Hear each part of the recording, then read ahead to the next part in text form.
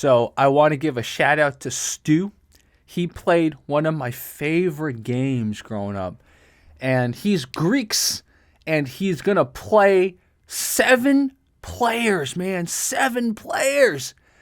And they are all hardest. If those of you are familiar with Age of Empires, if you play hardest, they cheat, man. They get extra resources or something. It's just basically impossible.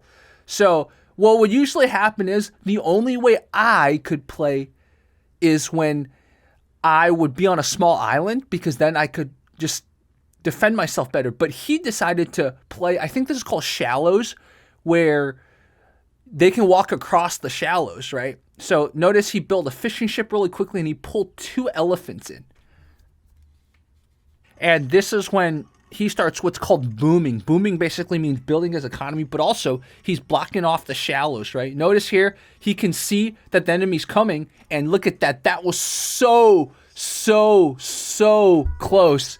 But he managed to see that the alligator was attacking the enemy in the shadows, in the fog, as they say. So now he knows he's starting to get attacked. Notice he built the towers you see over there. He built the towers on the hill, on the elevation, so they do, I believe it's triple or quadruple the damage. So now he's got fishing ships there. And he's also, besides booming, he's building up the necessary military buildings to be able to upgrade. If those of you remember Age of Empires 1, I think Age of Empires 2 is the same. You need a certain number of military buildings before you can upgrade. So now he needs to defend that with towers too. The enemy just keeps coming and coming. So look at that. He makes a sacrifice, which when I was playing Age of Empires, I wouldn't have known. You just have to lose your fishing ships. Basically, you get as much fish, aka food resource, as possible, but you just sacrifice them. That's something I didn't know. So notice he's picking them off slowly. And he's just losing his fishing boats. And then at the same time, he's booming up. So these are small walls and these are watchtowers. Once he gets better towers, it'll be really good. So for those of you familiar with the Age of Empires 1, the Greeks have amazing ships and they have amazing hoplites, right? The academy units, as they call it. So the hoplites will eventually turn into phalanx and eventually centurion, which by the way is historically incorrect because centurions are Romans, right? So, but that's another story for another time. So, look at the slinger. So this is Age of Empires, the definitive edition, right? That's why the graphics are so good. The slingers came in the expansion. So notice he's already upgraded his walls and his towers. And so now he's going to expand his towers. And then just he's going to continue focus on booming. Notice this is what's the most important. His focus is not on the military, right? He's not trying to micromanage his military over there. That's what I would have been doing. The focus is always on booming. So look at that. He's even telling you here. They have to ramp up the production. He has to focus on booming. Booming's a word I learned watching people play Age of Empires 2. So, I played more casually. I played very few multiplayer games. So what would happen is, unfortunately, when I would start losing, I would just use cheats, right? When you play the, especially since the Age of Empire 1 series, they had really good cheats, if you remember. So, anyways, he just continues building towers. Look at that. One of the enemy is already in Bronze Age, if you saw that chariot there. Now notice the enemy's attacking even more relentlessly. There's camels and broadswordsmen. So the enemy's in Bronze Age, right? And so the enemy's attacking. Some of those, look at those scout ships right there on the bottom left. Those are still in the Tool Age, the Second Age. But those are war galleons attacking him. So he's built up some academy. And he's building up, look at that, building up his houses.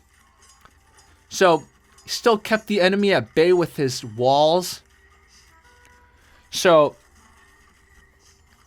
idle villager right there. But he's busy trying to get his technologies right. So I believe, I don't know if they have it in, they have to have it in the definitive edition, but there's an idle villager, and this is brilliant. He starts building up his docks to prepare for a counterattack. Look at that, still an idle villager right there in the towers. See, he doesn't notice it. So I believe if you press 0, you can get the idle villagers, but it's okay.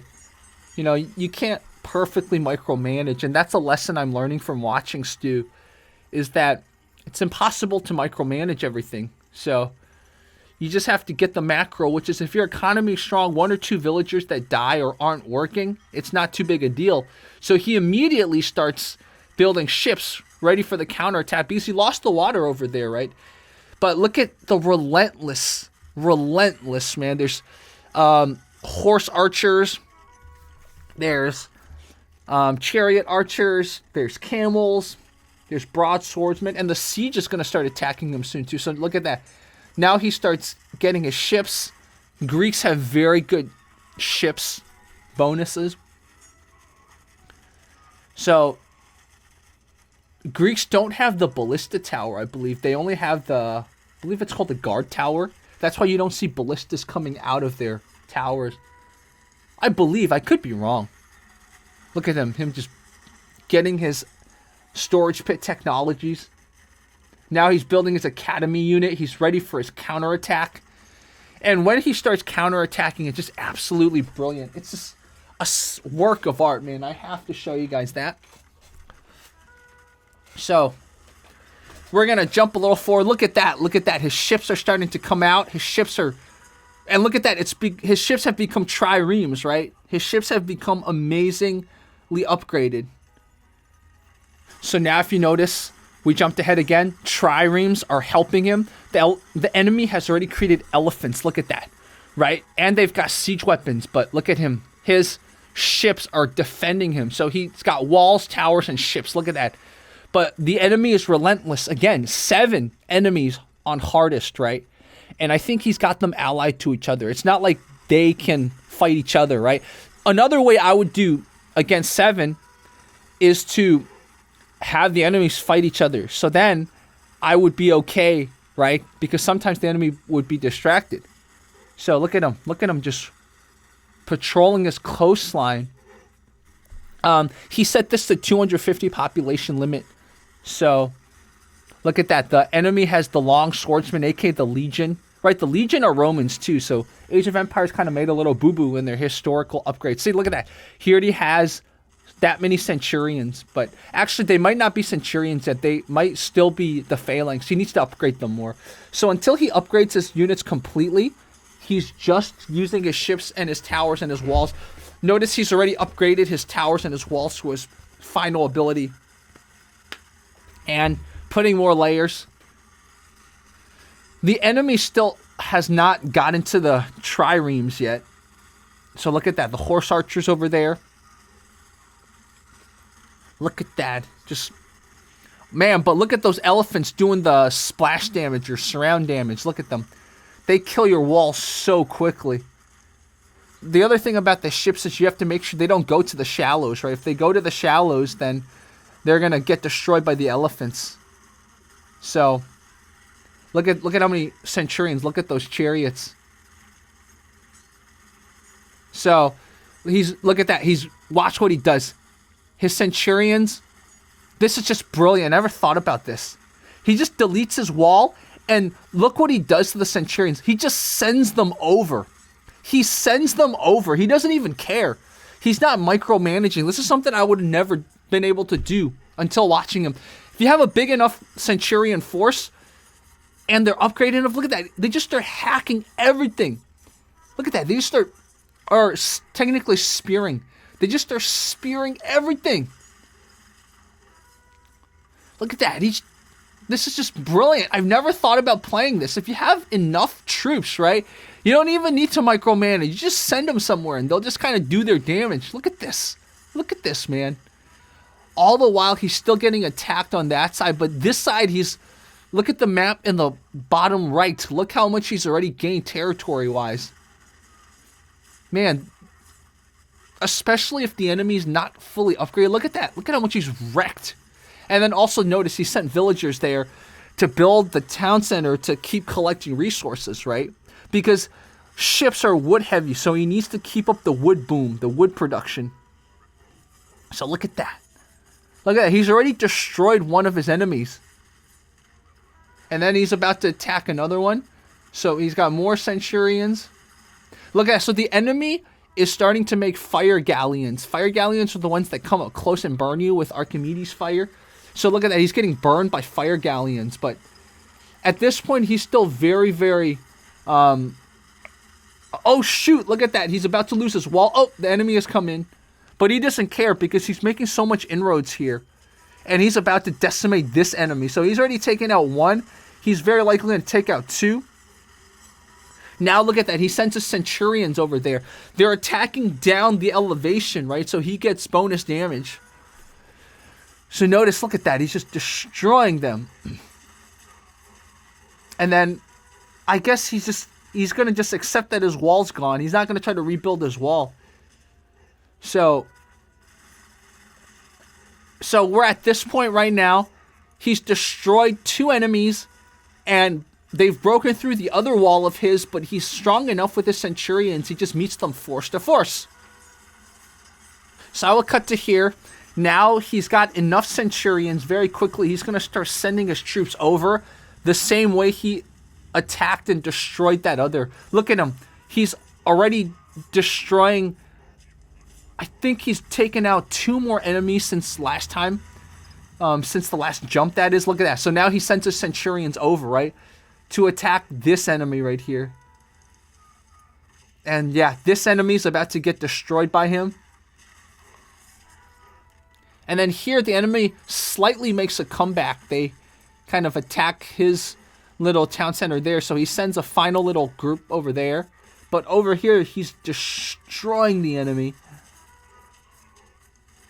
So the lesson is boom, and then it's all about flooding them, right? It's all about flooding. Look at here. So he's losing a lot of villagers here, but it's too little too late for the enemy. So watch this. He waits until he has enough people there, and then he's going to do a double-sided attack. So there you go. His triremes go and take out the enemy. And then over here, he's already attacking the enemy from the south side. And then... right there, his centurions are already over. And then see that? He's sending in his troops from the south side. And then, right here, south side's being attacked. He's already, look at that, making so much headway. And then he's going to send troops in from the north side. Look at this, he's destroying them. With that many troops, it's like 2-hit or 3-hit kills, man. Look at that. Oh my god. And then look, he finally sends it over to this side too. These might be two different enemies. Yeah, he's two different enemies. They kind of have the same shade of green, but one of them has elephants. That's how I knew. So on the south side, he's beating this guy. He's destroyed. So one last enemy right there. The one with the elephants, he's destroying them. The one with the elephants and the siege towers. So, look at them. The ships are... Yep. That's basically... This is GG, man. This is GG for all the enemies. Look at that. This enemy has nothing, man. They're either Persians or Hittites, I think. Look at this. Nothing, man. Oh, he's got this last barrage of towers to take out, and then he wins. Look at it. Look at how many ships. Look at that. He's taking out the towers. Oh, look at him. One shot. See, when you destroy the houses, you can't build more troops, right? You get capped by the population if your houses get destroyed. So, besides villagers, very useful, houses are very useful too. So, the more he destroys houses, the more... Look at this. He's won. So, yeah. This is it, man. Boom. Use towers. And then when you're ready, just spam your good troops over. It's crazy. It's absolutely crazy, man. So, big shout out, Stu. Subscribe to him. 1 Greek... Verse 7 of the hardest AI, man. He played... Oh, it's a skirmish. He played it on skirmish. Oh, wait. Coastal. So, coastal. I like little islands because I get to defend. I just have a bunch of towers and use priests and just woo, and any ship that's a transport ship I can convert, and then you just keep it there so it takes up their population, because you can't continue to produce people if your people are still stuck in the transport ship that's owned by other people. Anyways, this was Jerry. I think I'm going to do more Age of Empires videos because this was so freaking awesome, and I just got so inspired. And, you know, as you know, I know what I'm talking about. I'm not the best player, but I know all the different ins and outs. Okay, guys, JerryCricket out.